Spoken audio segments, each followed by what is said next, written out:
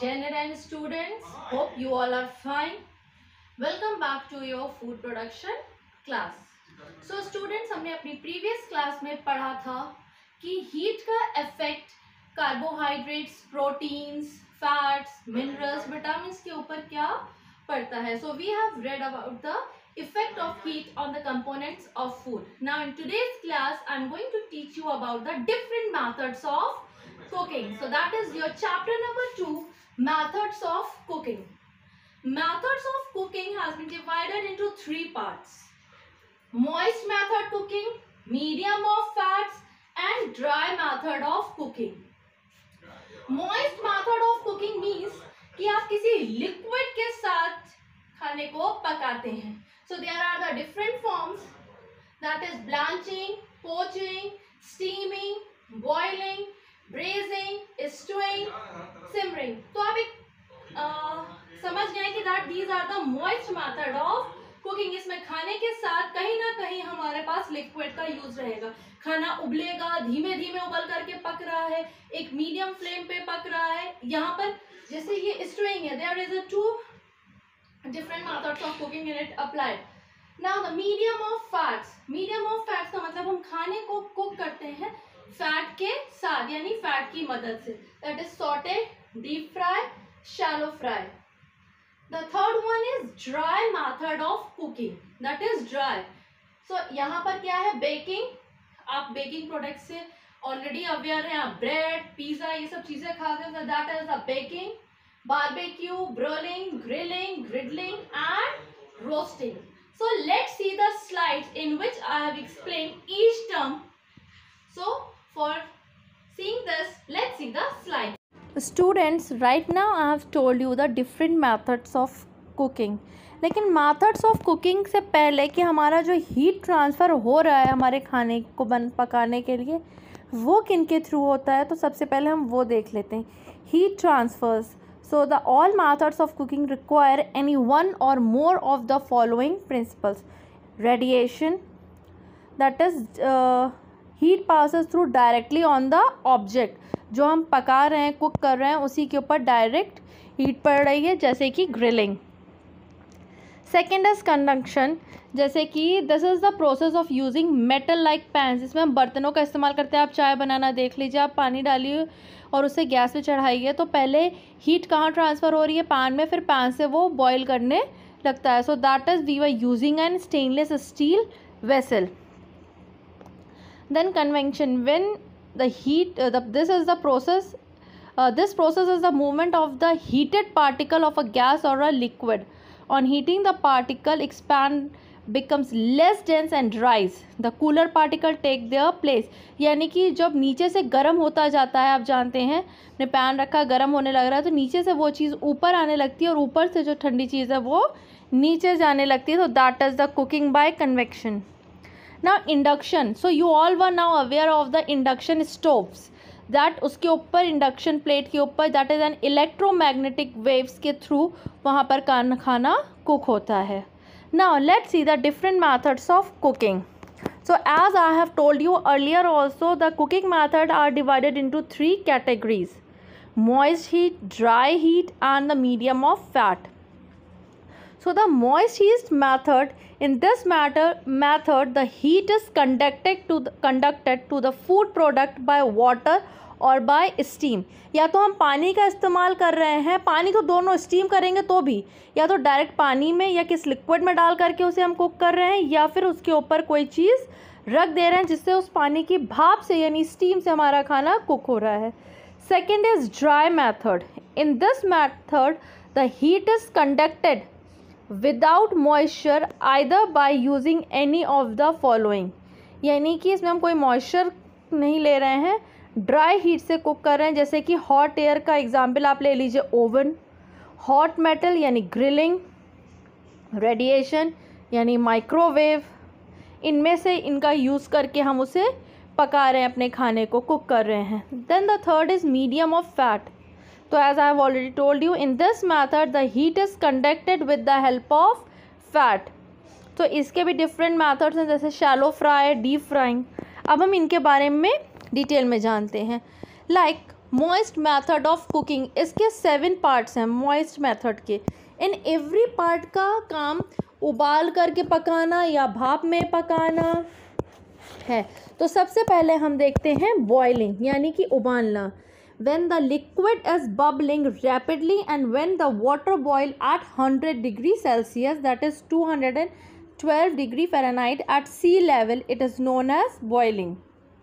हम उसमें क्या करते हैं, हम वेजिटेबल्स को बॉईल कर लेते हैं, कई बार हम मीट भी बॉईल करते हैं। So when we were just boiling the food.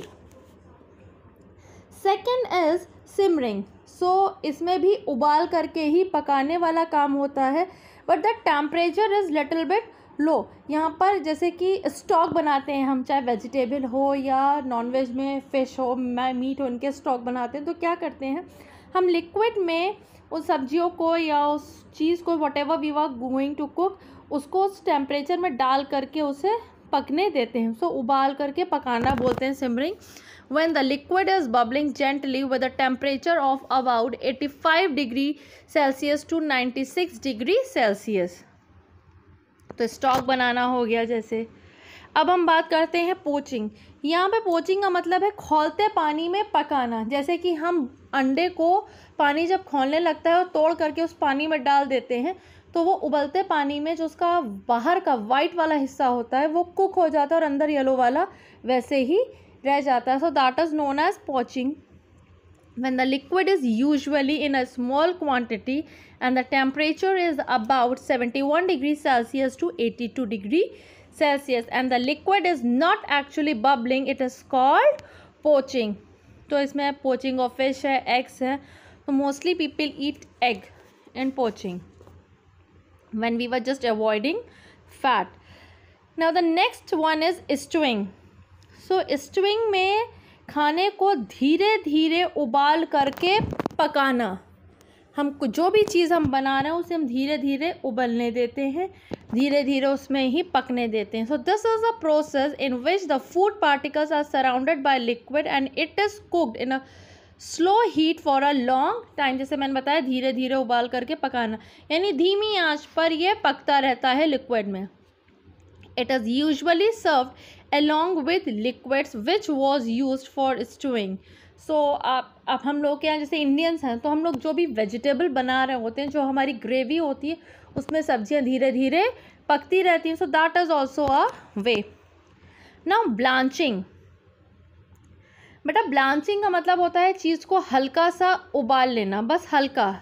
So this is the method in which the items are partially cooked in water. This enables the food particles to be half cooked। आधा cook करते हैं, जैसे blanching of potatoes for French fries, या फिर हम tomato puree बनाने के लिए टमाटोज को ब्लांच कर लेते हैं जिससे उसके ऊपर का जो छिक्कल है उसे हम पील कर सकें। देन स्टीमिंग यानी भाप से पकाना, like momos. So in this method the food is expose directly to steam. Cooking an item by lightly covering the pan or wrapping it in foil so that the food get cooked in its own moisture। so you can take the example, जैसे यहाँ पे steam fish लिखी हुई है तो आप देख सकते हैं मोमोज हम लोग वैसे ही बनाते हैं, इडली भी स्टीम में ही बनती है, ढोकला है। so there are so many dishes we just cook it in steaming। now steamers can be used for cooking rice, dal that holds the steam under pressure। the temperature varying from 106 degree to 121 degree Celsius। this method is widely used as it minimizes the dissolving away of nutrients। यानी कि पानी में ये मिला करके बह नहीं सकते। now next is braising।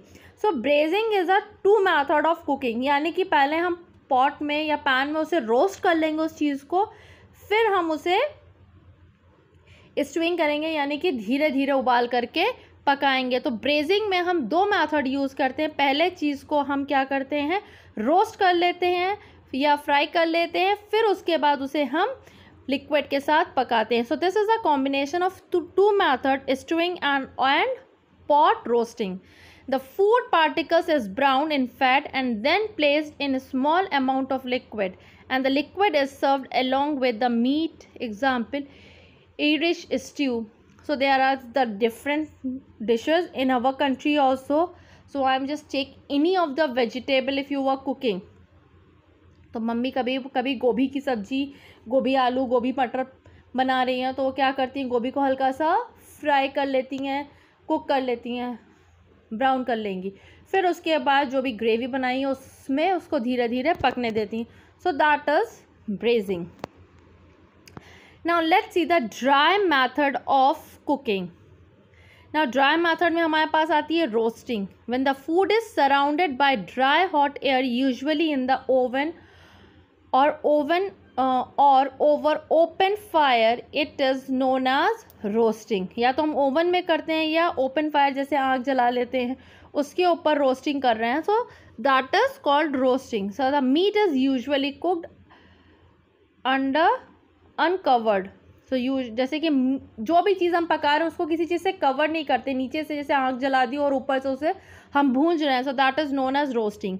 Baking, the term usually applies to bread, pastries, vegetables and fish when dry heat is applied. मैंने आपको पहले भी ये बताया था अभी ब्लैक बोर्ड पे कि बेकिंग आप लोग अवेयर हैं, जो ब्रेड बनती है जिसमें ड्राई हीट का यूज़ किया जाता है.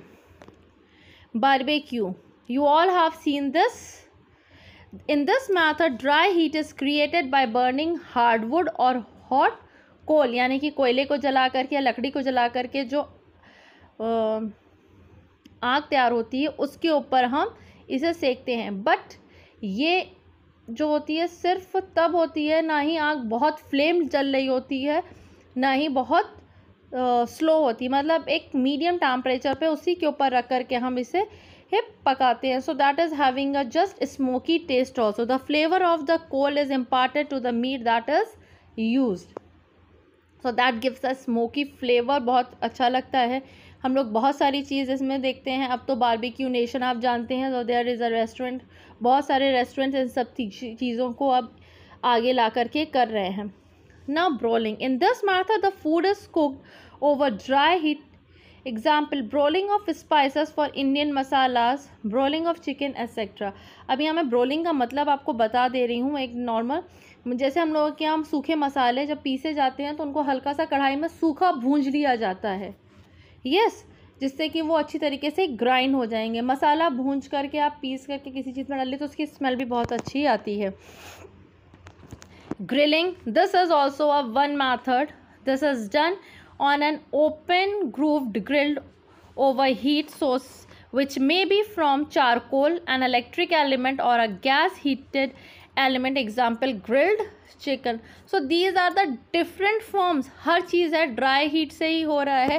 अब वो आप चारकोल के ऊपर कोयला जला करके उसके ऊपर उसे ग्रिल करो, या फिर आप गैस के ऊपर रख करके प्लेट रख करके ग्रिल करो, या इलेक्ट्रिक कोई चीज़ ले लो उसमें ग्रिल करो. Now griddling. This is done on a solid cooking surface called griddle with or without fat to prevent sticking. The temperature is approximately 175 degrees Celsius. Example, steak. Now the third one is mediums of fat. इनमें हम saute करते हैं. जैसे कि the saute का मतलब is a French word which means jump, यानी कि हम टॉसिंग करते हैं सब्जियों को हल्का फुल्का, या मीट भी हो सकता है, और बहुत कम तेल में.